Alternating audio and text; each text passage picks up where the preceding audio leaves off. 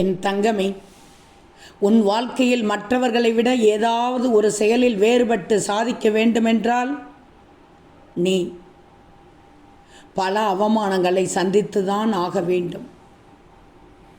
உன்னுடைய குறைகளை சொல்லி மற்றவர்கள் இன்று அவமதித்தாலும் நாளை உன் வெற்றியை பார்த்து பூரிப்படைந்து நல்ல வாழ்த்தையும் நிச்சயமாக அவர்களே சொல்வார்கள். ஆனால் உன்னை மட்டும் ஞாபகத்தில் வச்சுக்கோ.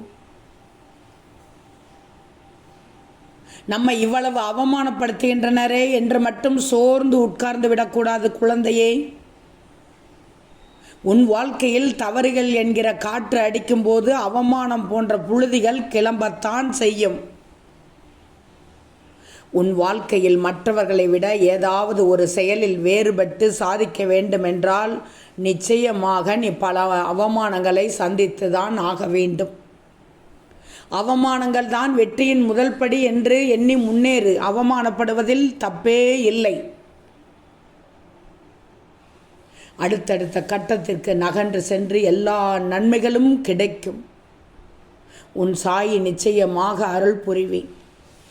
கவலைகளை மறந்துவிடு. கவலையின்றி நிம்மதியாக இரு. நான் இருக்கிறேன் உனக்கு. நீ மற்றவர்களிடத்தில் நம்பிக்கை வைப்பதில் தப்பில்லை. ஆனால் அதை எங்கே யாரிடம் வைக்க வேண்டும் என்பதுதான் முக்கியமான ஒன்று. வாழ்க்கை உனக்கு எவ்வளவு குழப்பமாக இருந்தாலும் என் திருநாமத்தை சொல்லிக்கொண்டே இருக்கிறார்.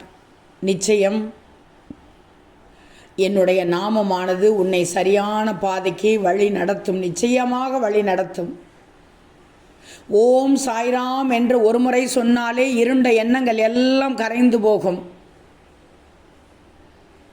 இன்று நீ எடுக்கும் ஒவ்வொரு அடியிலும் தைரியம் தெரியணும், அமைதி தெரியணும்.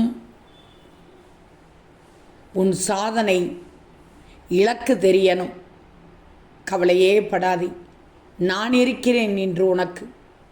நீ எடுத்த காரியத்தில் வெற்றி கிடைக்கச் செய்வேன். ஓம் சாய்ராம்.